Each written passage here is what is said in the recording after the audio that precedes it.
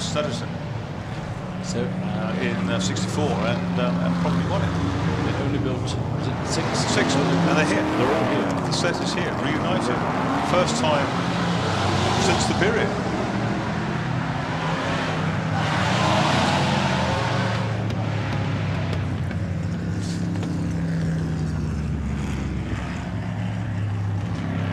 Lots of other, yes, famous as well. But here are the V6. And they're outlined in your race card booklet. Yep, pages 14 and 15, and looking at the big shots, you can see what a serious cam tail they have on that chopped off rear. You know, if I close my eyes and I hear them approaching, it could be any AC Cobra, but one look out at the window at St Mary's commentary box, and one of my favourite car shapes in the whole wide world. Not one, not two, but six of them. Oh yes, that works. From Nick Swift. Nick Swift, he will never, ever admit defeat until the checkered flag has fallen. So he will be closing in again. At the moment, when he gets close, I think he's just trying to get.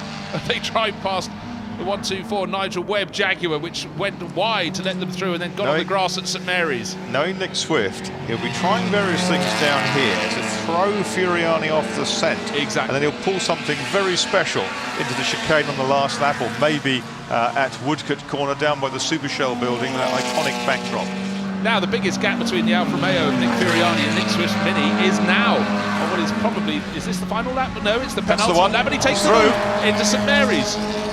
Well, that was did I just say that's the biggest gap we've seen? I think I did. And then immediately he swept past. So you said he was saving the moves, and pulled it off beautifully. Now, what can Furiani do in the Alfa Romeo as he attacks back in the first part of Lavant? But don't forget, he has to dab the brakes slightly here. Nick Swift just plants the throttle, but then planting the throttle, the Alfa Romeo is more effective. You can see it closing. They're coming up to the kink.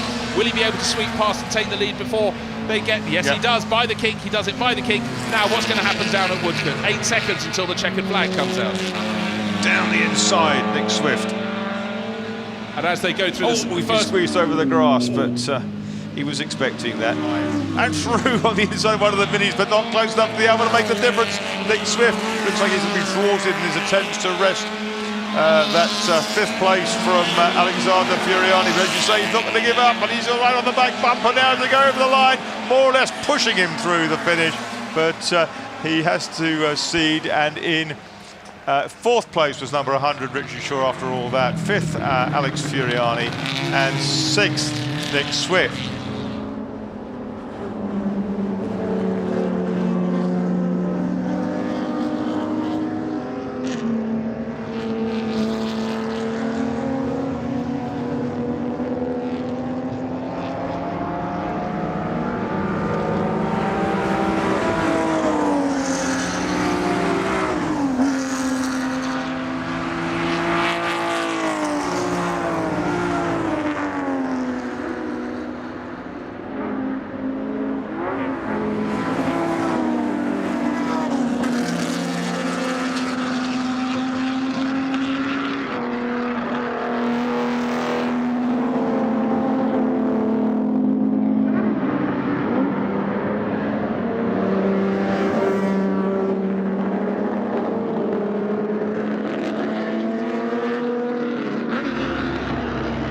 Changing gear with his left hand. It's a solid rear end, so that's why it's bouncing around. The head's just skimming over the top of this Goodwood tarmac. And Corser, after a bad start, as you noted, Martin, now on a charge coming up behind, I think it's Charlie Williams. Now with that right-hand gear shift outside on the tank, I wonder whether he just didn't get a gear and didn't get away, because the engine was clearly running. And as you say, solid rear end, so no suspension other than the air in the tyre. I mean, it must be a frightful thing. And he is riding it like an American dirt tracker. You know, he really is hanging off the machine and just trying not to fight it at any stage. He's in 7th at the moment. He's going up to 6th position. Troy Corser with the alligator, of course, on the side of that crash helmet that he always had when he was in World Superbike. He won on Ducati, he won then the championship again, and arguably the heyday of the World Superbike Championship in the mid-80s. You know, the Foggies, the Killies, all hammer and tongs, the Kaczynskis, good times And with look at Ducati versus Honda. Something at on the the way racetrack he's gets out of the hanging, way, yeah. but he's on the charge. Look at the way he's hanging off it. You know, if those cylinder heads Oh, they aren't do. chamfered, he will chamfer them anyway. Hanging off that fastest race lap for Troy Corser, 1:33.38. The leaders are doing 1:35s. He's a second and a half quicker than the bikes in front. Now that's, I'm not sure if that's a little bit of a wooden block or a bit of an oil tank or something, but it doesn't seem to be close to the racing line, which is just as well. Troy Corser, number 11, now right up behind the number 12 machine, and he is closing in fast. You better be aware of what's coming, because it's big and it's fast and it's supercharged. McWilliams comes past our commentary position. He has a lead at the moment of, let's wait for the scoring to click through, of 2 seconds, and then look at this battle. Just look at this battle as Corser comes through to second position. An 82-year-old motorcycle. This is a class, this is a race for motorcycles up to 1954. Proving his mettle, the Vliegende Hollander, the Flying Dutchman, absolutely on it.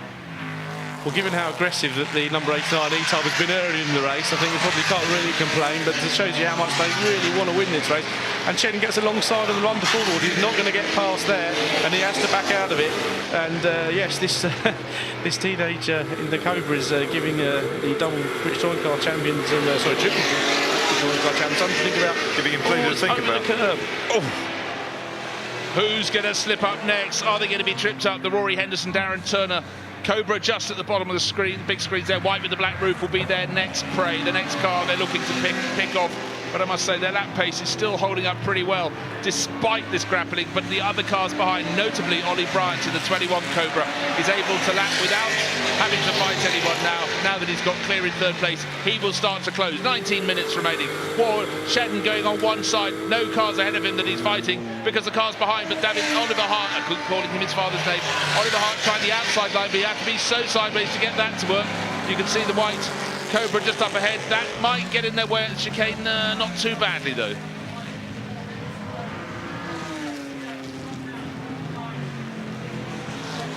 Well, they've swapped every lap for the last 3 laps, haven't they? Somewhere around the track, but this time I think Shedden has got himself a decent gap as he goes down towards Madgewick, and this will be the part of the should be the part of the lap where the E-Type with its high-speed balance gives it a little bit of the edge, so he should be able to get without out of lunging range.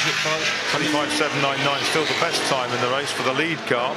Well, I'm keeping an eye on the sky. It's still grey, but the clouds keep on moving through. We may be lucky, just over a quarter of an hour in this race, and maybe the Royal Automobile Club Tourist Trophy celebration will get to the end without problems there. One wheel in the air from the Cobra. Oliver Hart is throwing everything bar the kitchen sink. And it's steaming again. At Shedden, is he? All right, let's have a look underneath.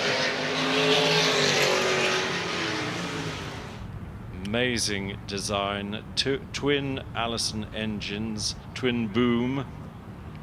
The only there were various problems initially with the Lightning. At very high speed, it tended to tuck itself into a dive, and at high speed, of course, the controls were so heavy the poor old pilot couldn't pull the stick back, and they lost a few prototypes. But finally, one test pilot who got into this dive right up at about 30,000 feet. When he was down in thicker air at about 5,000 feet, he was able, by winding the trim control back, to finally pull out of the dive, but probably his hands were shaky a bit by the end of that.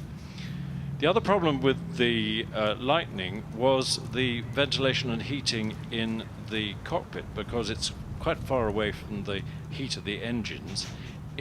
It was very successful in the Far East, where the guys used to fly it in their shirt sleeves, or even not with a shirt at all because it was so hot in the cockpit. When it was flown in the winter in Europe, it was so cold that the poor old pilots' hands froze. They tried to equip them with the electric heated suits, but they weren't very successful. So it didn't have a great reputation in Europe. But interestingly, a squadron of P38 Lightnings were based here at West Hampnett towards the end of the war.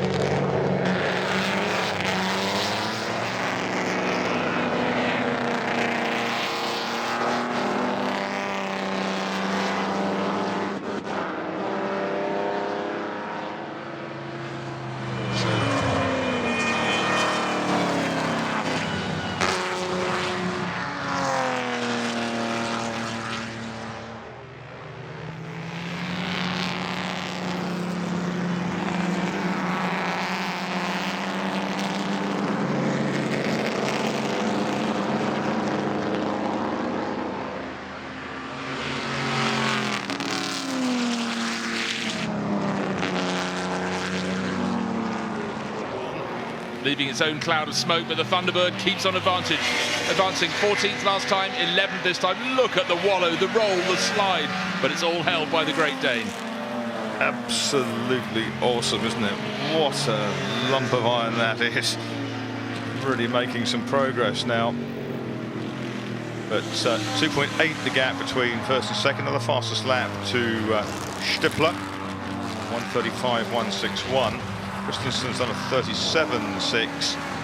Yeah, but lap 1:36, so he's lapping as quickly as anyone except for the Stippler Jaguar, which is did a 35 and has done a best lap of a 34. But everyone else, TK's either as quick or quicker, and he's now attacking the Jaguar on the Ford. He's got some reflexes, hasn't he? Yes, and I'm sure we'll be ahead by the time he gets there, and he's coming down to you, Bruce, I think, with probably Steve Soper's Alfa the next target. It certainly will. He won't know he's just been given a 5-second penalty for hitting the chicane. Tom Kristensen, now just wallow your way around into the entrance to St Mary's. Yes, Soper is the next target, but Anthony Reid is fighting back, having just been past the Jaguar, clearly far more nimble than Thunderbird, through St Mary's, up to Lavin. Now let's just relish in the rear shot of the Thunderbird when it gets there. It wallows and it lurches, but Kristensen doesn't seem to care. Stippler now way out clear, 5 and a bit seconds clear.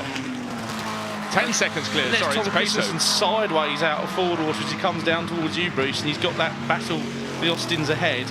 Can they do it? I reckon he's taken 2 seconds out of them this lap. Kristensen in 5th. The amount of Kane third and 4th. The amount of opposite lock, that it's like driving a super tanker, isn't it? The exhaust hanging off underneath it. He's got about half a turn of opposite lock on that massive Bakelite steering wheel. 2.7 seconds he took off them on that last lap alone. If it wasn't for the 5-second penalty, which that's what's known as the meatball. Yeah.